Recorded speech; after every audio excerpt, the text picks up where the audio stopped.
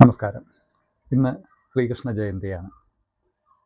5000-ഓളം വർഷങ്ങൾക്ക് മുൻപ് ഭാരതത്തിൽ ഒരുപാട് ദുഷ്ടശക്തികൾ അല്ലെങ്കിൽ ധർമ്മത്തിന് ഒരുപാട് അപകടങ്ങൾ സംഭവിച്ച സമയത്ത് ജീവിതം ഒരു ലീലയാണ്, ജീവിതം ആനന്ദമാണ്, നിഷ്കളങ്കതയാണ്, നൈർമല്യമാണ് എന്ന് മഹത്തായ സന്ദേശം ഓതിക്കൊണ്ട് ഏറ്റവും പ്രക്ഷുബ്ധമായ കാലഘട്ടത്തിലൂടെ കടന്നുപോയി.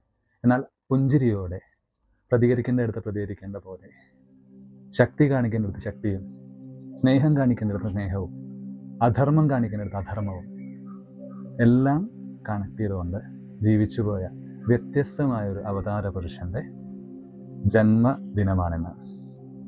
അതെ, ശ്രീകൃഷ്ണ ഭഗവാൻ, അദ്ദേഹത്തെ എങ്ങനെ വേണേൽ നമുക്ക് കാണാൻ കഴിയും. ഒരുപാട് ഈശ്വര സങ്കല്പങ്ങൾ നമുക്ക് ഭാരതത്തിലും ലോകത്തുണ്ടായിരുന്നെങ്കിലും ശ്രീകൃഷ്ണനെ പോലെ ഇത്രയും മൾട്ടിവേഴ്സ് ആയിട്ടുള്ള ഒരു ഈശ്വരനെ നമുക്ക്, അല്ലെങ്കിൽ ഒരു അവതാര പുരുഷനെ നമുക്ക് കാണാൻ കഴിയില്ല. നമുക്കൊരു കുഞ്ഞായിട്ട് വേണമെങ്കിൽ കാണാം, അല്ലേ? എങ്ങനെ ഞാൻ ഉറക്കേണ്ടു, എങ്ങനെ ഞാൻ ഉണർത്തേണ്ടു, എൻ മനസ്സിൻ അമ്പാടിയിൽ പള്ളിക്കൊള്ളും കണ്ണനുണ്ണി. അതെ, അമ്മമാർക്ക് അവൻ കുഞ്ഞാണ്. യശോദാമ്മ പോലെ എത്രയോ അമ്മമാർ, കുറൂരമ്മ, അങ്ങനെ ഒരുപാട് അമ്മമാർക്ക് അവൻ കുഞ്ഞാണ്. അതേപോലെ അർജുനെ പോലെ ഒരുപാട് ആൾക്കാർക്ക് സഹോദരനും അല്ലെങ്കിൽ കൂട്ടുകാരനുമാണ്. അതേപോലെ സുധാമാവിന് ഏറ്റവും ഇഷ്ടപ്പെട്ട സഖാവൻ, ഏറ്റവും അടുത്ത കൂട്ടുകാരനും, രാധയെ പോലെ ഒരുപാട് തരുണികൾക്ക് ഹൃദയം പൂർണ്ണമായിട്ടും അർപ്പിച്ച പ്രണയിതാവാണ്. അങ്ങനെ എല്ലാ രീതിയിലും ഈശ്വരനെ കാണാൻ കഴിയുന്ന വ്യത്യസ്തമായിട്ടുള്ള ഒരു അവതാര പുരുഷനാണ് ശ്രീകൃഷ്ണൻ. അതെ, നമ്മുടെ പഴയ കാലത്ത് പറയാറുണ്ട്, കരയുന്ന കൃഷ്ണനെയും ചിരിക്കുന്ന രാമനെയും നമുക്ക് കഥകളിലോ ഇതിഹാസങ്ങളിലോ കാണാൻ കഴിയില്ല. പക്ഷേ ഭഗവാൻ ചിരിച്ചിട്ടുണ്ട്, കരഞ്ഞിട്ടുമുണ്ട്. ശുദ്ധമായ സ്നേഹത്തിൻ്റെ മുൻപിൽ, രാധയുടെ സ്നേഹത്തിൻ്റെ മുൻപിൽ, ഗോപികമാരുടെ സ്നേഹത്തിന് മുൻപിൽ, സുധാമാവിൻ്റെ, വിതുരരുടെ ഭക്തിക്ക് മുൻപിൽ അദ്ദേഹം കണ്ണു നിറഞ്ഞിട്ടുണ്ട്.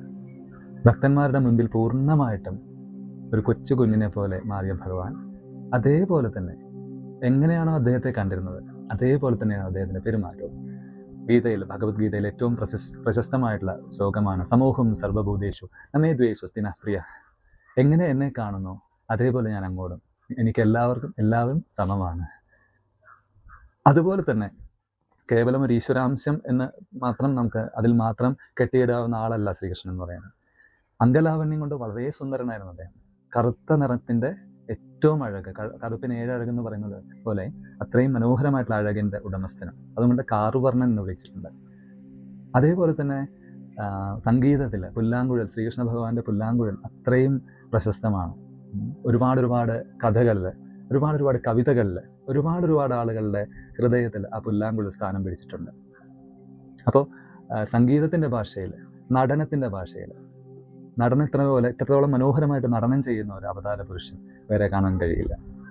അതേപോലെ തന്നെ രാഷ്ട്രതന്ത്രത്തിൽ, നയതന്ത്രത്തിൽ, സൈനിക ബലത്തിൽ, ഇതിനെല്ലാം ഭഗവാൻ വ്യത്യസ്തത കാണിച്ചിരുന്ന ആളായിരുന്നു. പാണ്ഡവരോടൊപ്പം ചേർന്ന സമയത്ത് പല സമയത്തായിട്ട് അദ്ദേഹം രാഷ്ട്രതന്ത്രത്തെക്കുറിച്ച് മനോഹരമായിട്ട് സംസാരിക്കുന്നുണ്ട്. അതേപോലെ തന്നെ പലയിടത്തും സന്ധി സംഭാഷണങ്ങളിൽ ലോകം മുഴുവൻ സ്വന്തമായിട്ട് സാമ്രാജ്യം കടലിന് നടുക്ക് സ്ഥാപിച്ചതിന് ശേഷം ഭാരതമൊട്ടുക്കുള്ള ലോകം മുഴുവൻ സഞ്ചരിച്ചുകൊണ്ട് സമാധാന ചർച്ചകൾക്കും, അതേപോലെ തന്നെ വേണ്ട സമയത്ത് ആയുധമാണ് പ്രയോഗിക്കേണ്ടെങ്കിൽ ആയുധം, സമാധാനമാണ് പ്രയോഗിക്കേണ്ടെങ്കിൽ സമാധാനം, വാക്ചാതുരിയാണ് പ്രയോഗിക്കേണ്ടെങ്കിൽ വാക്ചാതുരി, ഇത് കൃത്യമായിട്ട് അളന്ന് തിട്ടപ്പെടുത്തി മനോഹരമായിട്ട് പുഞ്ചിരിയോടെ എല്ലാ സാഹചര്യങ്ങളിലൂടെ കടന്നുപോയ, ധൈര്യത്തോടെ ജീവിച്ചുപോയ ഒരു മഹാപുരുഷൻ കൂടിയാണ് ഭഗവാൻ. അർജുനനും പാണ്ഡവർക്കും മുമ്പിൽ ഒരുപാട് പ്രതിസന്ധികൾ വന്നപ്പോൾ അവിടെ അദ്ദേഹം രക്ഷകനായിട്ട് വന്നു. അതേപോലെ തന്നെ കർണന് മുൻപിലും, കർണൻ്റെ അടുത്തേക്ക് കുന്തിയുടെ മകനാണ് കർണൻ എന്ന വിവരം ആദ്യം അറിയിക്കുന്നത് ശ്രീകൃഷ്ണ ഭഗവാനാണ്. അപ്പോൾ കർണനോട് ഒരുപാട് കാര്യങ്ങൾ ഉപദേശിക്കുന്നുണ്ട്. അതേപോലെ തന്നെ കർണൻ ഇത്രയധികം സ്നേഹിച്ചിരുന്ന ഒരാളും കൂടിയായിരുന്നു ശ്രീകൃഷ്ണൻ. എന്നാൽ അതേസമയം തന്നെ കർണൻ ചെയ്ത തെറ്റുകൾ അത് ചൂണ്ടിക്കാണിക്കുകയും, അത് മരണത്തിൻ്റെ അവസ്ഥയിൽ പോലും അത് ചൂണ്ടിക്കാണിക്കാൻ അദ്ദേഹം പറഞ്ഞിട്ടില്ല. നമുക്ക് എല്ലാവർക്കും അറിയാം, അഭിമന്യുവിൻ്റെ ചക്രവ്യൂഹ പ്രവേശനം, ചക്രവ്യൂഹത്തിൽ അല്ലെങ്കിൽ പത്മവ്യൂഹത്തിൽ പെട്ടിട്ടാണ് അഭിമന്യു മരണം വരിക്കുന്നത്, അല്ലേ?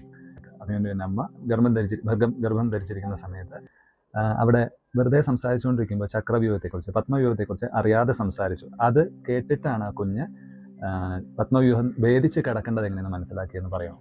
അപ്പോൾ യുദ്ധതന്ത്രത്തിലും ഭഗവാനെ വെല്ലാൻ ആരും ഉണ്ടായിരുന്നില്ല. അതെ, അപ്പുറം ഭഗവാനാണ് നിൽക്കുന്നതെങ്കിൽ ഒരിക്കലും നമുക്ക് വിജയമുണ്ടാവില്ല എന്ന് ശകുനി ഉൾപ്പെടെയുള്ള എല്ലാവരും പറഞ്ഞിരുന്നു. ദുര്യോധനൻ കാണിച്ച ഏറ്റവും വലിയ മണ്ടത്തരം, സ്വന്തം സൈന്യത്തെ വിട്ടുകൊടുത്തുകൊണ്ട് ഞാൻ ആയുധമില്ലാതെ ഏതെങ്കിലും പക്ഷത്തിൽ ചേരാമെന്ന് പറഞ്ഞപ്പോൾ ആ സൈന്യബലത്തിൽ ആകൃഷ്ടനായിട്ട് ദുര്യോധനൻ ആ സൈന്യത്തെ മാത്രം മേടിച്ചതാണ്. അപ്പുറത്ത് ആയുധമില്ലാതെ നിന്നപ്പോഴും സ്വന്തം ഭക്തനായിട്ടുള്ള ഭീഷ്മ പിതാമഹൻ്റെയും മറ്റുള്ളവരുടെയും ഒരു ആഗ്രഹം പോലെ ഒരു നേരത്തേക്ക് അദ്ദേഹം ആയുധം എടുക്കുന്നുണ്ട്. ദേഷ്യത്തോടെയാണെങ്കിലും സങ്കടത്തോടെയാണെങ്കിലും സന്തോഷത്തോടെയാണെങ്കിലും ഭക്തന്മാരുടെ ആഗ്രഹങ്ങൾ സഫലീകരിക്കാനായിട്ട് അദ്ദേഹം എന്നും കൃത്യമായിട്ട് കരുതലെടുത്തിരുന്നു. ഇനി ഏറ്റവും ഉത്തംഗമായിട്ടുള്ള ഭാവം എന്ന് പറയുന്നത് ഭഗവാന്റെ ആധ്യാത്മിക ഭാവം.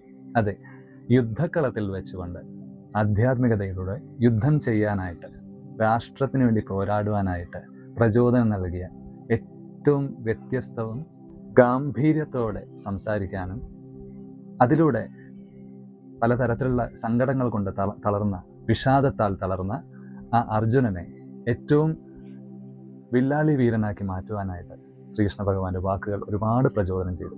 അത് വെറും 2-3 വാക്കുകൾ 700ഓളം ശ്ലോകങ്ങളിലൂടെ 18-ൽ പരം അധ്യായങ്ങളായിട്ട് പടർന്നു കിടക്കുന്ന ഭഗവത്ഗീത, അർജുന വിഷാദയോഗത്തിൽ തുടങ്ങി സാഖ്യം, കർമ്മസന്യാസയോഗം, ക്ഷേത്രജ്ഞ വിഭാഗം, വിഭൂതി ദർശനം, വിഭൂതി യോഗം, എന്താണ് ഈ പ്രപഞ്ചം, ഈ പ്രപഞ്ചത്തിൽ എവിടെയൊക്കെയാണ് ദൈവീകതയുള്ളത്, അതേപോലെ തന്നെ വിശ്വരൂപം, ഈ കാണുന്നതെല്ലാം ഞാൻ തന്നെയാണ്, ഞാനെന്ന സൂക്ഷ്മമായിട്ടുള്ള ബോധ ചൈതന്യമാണെന്ന് അതിൻ്റെ ഏറ്റവും ഉദാത്തമായ രൂപഭാവത്തിലൂടെ വിശ്വരൂപം പ്രദർശിപ്പിച്ച, അതിൽ നിന്നേറെ ഭക്തിയിലേക്ക്, ഈ അനന്തമായ പ്രപഞ്ചത്തിലെ ആ ചൈതന്യം എങ്ങനെയാണ് ഭക്തന്മാരുടെ മുൻപിലേക്ക് വരുന്നത്, മയ്യാവേശമനോയേ മാം നിത്യയുക്ത ഉപാസ്യതേ എന്ന് പറഞ്ഞു തുടങ്ങുന്ന ഭക്തിയിലൂടെ കടന്ന് അവസാനം സർവധർമ്മങ്ങളും പരിത്യജിക്കൂ.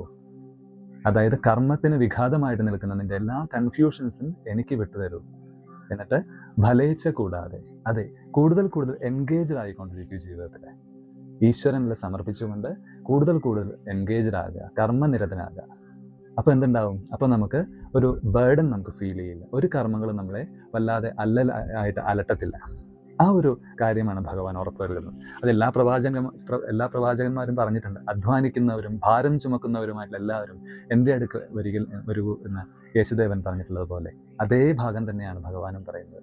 അതെ, നമ്മുടെ ഹൃദയത്തിലുള്ള, നമ്മുടെ അന്തരംഗത്തിലുള്ള സ്ട്രെസ് ആൻഡ് ടെൻഷൻ, അത് കർമ്മം ചെയ്യുമ്പോൾ, ജീവിതത്തിൻ്റെ പല പ്രതിസന്ധികൾ വരുമ്പോൾ, അവിടെ നമ്മൾ തളരുമ്പോൾ, അവിടെ നിങ്ങൾ ഭഗവാനെ യൂസ് ചെയ്യുക, അല്ലെങ്കിൽ ഭഗവാനിലേക്ക്, നമ്മൾ ഏത് ഈശ്വര പുരുഷനായിക്കോട്ടെ അതിലേക്ക് നമ്മൾ നമ്മുടെ സങ്കടങ്ങളും പ്രശ്നങ്ങളും പ്രയാസങ്ങളും പൂർണ്ണമായിട്ട് അർപ്പിക്കുക.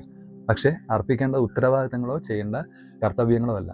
എന്നിട്ട് ആ മനസ്സ് ശുദ്ധമാക്കിയതിന് ശേഷം കർത്തവ്യത്തിൽ ഇറങ്ങുക. അതെ, ഭഗവാൻ തേരാളിയായിട്ടുള്ളപ്പോൾ, അവിടെ അർജുനെ പോലെ നമ്മുടെ ഇച്ഛാശക്തിയുമുള്ളപ്പോൾ വിജയം നമുക്ക് മാത്രമേ ഉണ്ടാവുകയുള്ളൂ. ഇത് തന്നെയാണ് മഹാഭാരതത്തിലെ അവസാന ഭാഗം, ഗീതയിലെ അവസാന ഭാഗം. കർമ്മം ചെയ്യാൻ അല്ലെങ്കിൽ പൂർണ്ണമായിട്ടും ജീവിതത്തിൽ എൻഗേജ്ഡ് ആകാൻ ഉദ്ദേശിച്ച മനസ്സും അനന്തമായിട്ടുള്ള ഇച്ഛാശക്തിയും നമ്മളോടൊപ്പം ഉണ്ടെങ്കിൽ, ഒരാൾക്കുണ്ടെങ്കിൽ അവന് വിജയം സുനിശ്ചിതമാണ്. കർമ്മനിരതമായ കൈകൾ അർജുനനും അനന്തമായ ഇച്ഛാശക്തിയുടെ പ്രതിബിംബമായിട്ട് ഭഗവാനും, ശ്രീകൃഷ്ണ ഭഗവാനും. അങ്ങനെ രണ്ടും ചേരുമ്പോൾ വിജയം അവിടെ സുനിശ്ചിതമാണ്. എന്താണ് വിജയം യഥാർത്ഥത്തിൽ? അതെ, ഒരിടത്തും മായാത്ത പുഞ്ചിരി, ഒരിടത്തും തളരാത്ത ഊർജം. തളർന്നു പോയാലും തിരിച്ച് വീണ്ടും 10 മടങ്ങ് ശക്തിയോടെ ഒരു തിരമാല പോലെ വിടർന്നു വരാനുള്ള ആ ഒരു നൈപുണ്യം, ഇതെല്ലാമാണ് ഈശ്വര കൃപയിൽ കൂടെയും സമർപ്പണത്തിലൂടെയും നമുക്ക് ലഭിക്കുന്നത്. ഇതെല്ലാം നൽകിക്കൊണ്ട് 125 വർഷക്കാലം ജീവിച്ചു എന്നാണ് പറയുന്നത്. അതുകൊണ്ട് തന്നെ ശ്രീകൃഷ്ണ ഭഗവാന്റെ ജീവിതം എല്ലാ തുറയിലും പൂർണ്ണമാണെന്ന് ആചാര്യവര്യന്മാർ പറയുന്നുണ്ട്. ഗുരുദേവ് ശ്രീ രവിശങ്കർജി പറയുന്നത്, കൃഷ്ണ ദ അബ്സല്യൂട്ട് ജോയ്, പരമാനന്ദത്തിൻ്റെ മൂർത്തിഭാവം എന്നാണ് കൃഷ്ണനെക്കുറിച്ച് ഗുരുദേവ് ശ്രീ രവിശങ്കർജി പറഞ്ഞിരിക്കുന്നത്. അതേപോലെ ഓഷോ രജനീഷും വിവേകാനന്ദ സ്വാമികളും അതുപോലെ എല്ലാ ഗുരുക്കന്മാരും ഈ ഒരു മനോഹാരിത കണ്ടുകൊണ്ട് അദ്ദേഹത്തെ എത്ര വാക്കുകളിലൂടെയാണ് സ്തുതിച്ചിരിക്കുന്നത്. നമുക്ക് അദ്ദേഹത്തെ ആരാധിക്കുക മാത്രമല്ല ചെയ്യേണ്ടത്, അദ്ദേഹത്തിൻ്റെ ജീവിത വീക്ഷണങ്ങൾ, ദർശനങ്ങൾ നമ്മൾക്ക് ഹൃദയത്തിലേക്ക് ഏറ്റിക്കൊണ്ട് അദ്ദേഹത്തെ പോലെ ആകാൻ, അല്ലെങ്കിൽ അദ്ദേഹം ചെയ്ത കാര്യങ്ങൾ ഒരിക്കലും നമുക്ക് ചെയ്യാൻ കഴിയില്ല. കാരണം അതിന് അത്യസാധാരണമായിട്ടുള്ള ആധ്യാത്മിക നൈപുണ്യവും അതേപോലെ അത്യസാധാരണമായിട്ടുള്ള യോഗ ചൈതന്യവും നമ്മുടെ ഉള്ളിൽ ഉണ്ടാവണം. അതിനുവേണ്ടി നമുക്ക് പ്രയത്നിക്കാം. സാധനാനുഷ്ഠാനങ്ങളോടെ പൂർണ്ണമായിട്ടും ശക്തമായ ബോധത്തിനെ സാക്ഷാത്കരിച്ചാൽ മാത്രമേ ഭഗവാൻ സഞ്ചരിച്ച പോലെ നടക്കാൻ പറ്റുള്ളൂ. പക്ഷെ നമ്മളും ഒട്ടും പിന്നിലല്ല. ചെറിയ ചെറിയ യോഗ സാധനകളിലൂടെ, പറ്റുന്ന പോലെ കർമ്മങ്ങളിലൂടെ, ജ്ഞാനത്തിലൂടെയൊക്കെ നമുക്ക് മുമ്പോട്ട് പോകുമ്പോൾ അത്രയൊന്നും പറ്റിയില്ലെങ്കിലും പോലെ ആയില്ലെങ്കിലും ഒരു കുന്നിക്കുരുവെങ്കിലും ആകാൻ നമുക്ക് കഴിയും. അപ്പോൾ അങ്ങനെ ഒരു ജീവിതം നയിക്കാനായിട്ട് ആധ്യാത്മികതയുടെയും ഭൗതികതയുടെയും ഇത് രണ്ടിൻ്റെയും ഒരു കോമ്പിനേഷൻ, അങ്ങനെ ജീവിതം പൂർണ്ണമായിട്ടും ആഘോഷിച്ച് തിരിച്ചു പോകുന്ന സമയത്ത് കാലിലേക്ക് അമ്പെയ്ത് അദ്ദേഹം തിരിച്ചു പോകുന്ന സമയത്തും പൂർണ്ണതയിലായിരുന്നു അദ്ദേഹം പോയത്. തൻ്റെ കുലം ലോകത്തിന് വലിയൊരു നാശമാകുമെന്ന് മനസ്സിലാക്കിയതിന് ശേഷം ഗാന്ധാരിയുടെ ശാപം കിട്ടിയപ്പോഴും അദ്ദേഹം പുഞ്ചിരിക്കുകയാണ് ചെയ്തത്. അതെ, ഭാവിയിൽ തൻ്റെ കുലമാകും ഏറ്റവും വലിയ അസുരിക കുലമാകുന്ന വീക്ഷണം കൃത്യമായിട്ട് അദ്ദേഹം കണ്ടെത്തിയിരുന്നു. അതുകൊണ്ട് സ്വന്തം കുലം ഇല്ലാതെയാകുമ്പോഴും അദ്ദേഹം സ്വസ്ഥനായിരുന്നു. അതെ, വന്ദേ മുകുന്ദ ഹരേ ജയ ശൗരേ സന്താപഹാരി മുരാരേ ദ്വാപര ചന്ദ്രിക ചർച്ചിതമാ നിന്റെ ദ്വാരകാപുരിയെതിരേ പീലിത്തിളക്കവും കോലക്കുഴൽ പാട്ടും അമ്പാടിപ്പൈക്കളും എവിടെ പ്രേമസ്വരൂപനാം സ്നേഹസരീത്യന്റെ കാൽക്കലൻ കണ്ണീർ പ്രണാമം.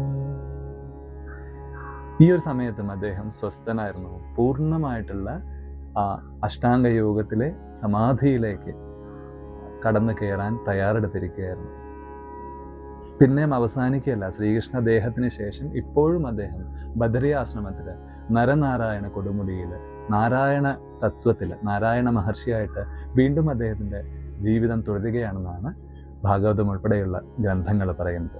അതെ, കൃഷ്ണ എന്ന ആ ഒരു ചൈതന്യം ഇപ്പോഴും സകല പ്രപഞ്ചത്തിലും ആനന്ദമായിട്ട് സന്തോഷമായിട്ട് എവിടെയൊക്കെ അത്യസാധാരണമായിട്ടുള്ള ചൈതന്യങ്ങളെ കാണും, നൈപുണ്യം, അത് കലയിലായിരിക്കാം, സംഗീതത്തിലായിരിക്കാം, ചിലപ്പോൾ രാഷ്ട്രതന്ത്രത്തിലായിരിക്കാം, സയൻസിലായിരിക്കാം, നടനത്തിലായിരിക്കാം, ഏത് തുറയിലും അത്യസാധാരണമായിട്ട് എന്തൊക്കെ കാണുന്നു അവിടെയെല്ലാം ഞാനുണ്ട് അർജുന.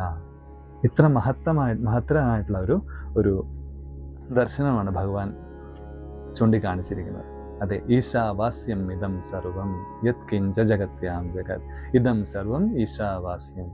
അതെ, സകല പ്രപഞ്ചത്തിലും ആ ആനന്ദത്തിൻ്റെ ശംഖനാദം മുഴക്കിക്കൊണ്ട് ആ കൃഷ്ണതത്വം തുടരുകയാണ് വീണ്ടും വീണ്ടും ആയിരക്കണക്കിന് ഗുരുക്കന്മാരെ പ്രചോദിപ്പിച്ചുകൊണ്ട് പ്രചോദിപ്പിക്കുന്ന ഉപനിഷത്ത് സാരമായിട്ടുള്ള ഭഗവത്ഗീതയിലൂടെയും. അപ്പോൾ എല്ലാവർക്കും ഇന്ന് ശ്രീകൃഷ്ണ ജയന്തി ആശംസിക്കുകയാണ്. ഓരോരുത്തരുടെയും ഉള്ളിൽ ആ കൃഷ്ണാവബോധം, കൃഷ്ണൻ എന്ന ആ നിഷ്കളങ്കതയുടെ പരമാനന്ദത്തിൻ്റെ ശക്തിയുടെ എല്ലാ ചൈതന്യവും വിടരട്ടെ എന്ന് ആശംസിക്കുന്നു. അച്യുതാനന്ദ ഗോവിന്ദ മാധവ സച്ചിദാനന്ദ നാരായണ ഹരേ. ഉണ്ണികൃഷ്ണൻ മനസ്സിൽ കളിക്കുമ്പോൾ ഉണ്ണികൾ മറ്റു വേണമോ മക്കളാൽ. അച്യുതാനന്ദ ഗോവിന്ദ മാധവ സച്ചിദാനന്ദ നാരായണ ഹരേ. സച്ചിദാനന്ദ നാരായണ ഹരേ. പീയൂഷാപ്ലാവിദോഹം തദനുദതുദരേ ദിവ്യകൈശോരവേഷം താരുണ്യാരംഭരമ്യം പരമസുഖരസാസ്വാദ്യരോമാഞ്ചിതാംഗൈരാവീതം നാരദാദ്യൈ വിലസദുപനിഷത് സുന്ദരീ മണ്ഡലൈശ്ച. ഓം നമോ നാരായണായ. ലോകാ സമസ്താ സുഖിനോ ഭവന്തു. ശാന്തി ശാന്തി ശാന്തി. ശ്രീ ഗുരുഭ്യോ നമഃ. ഹരി ഓം. ജയ ഗുരുദേവ്.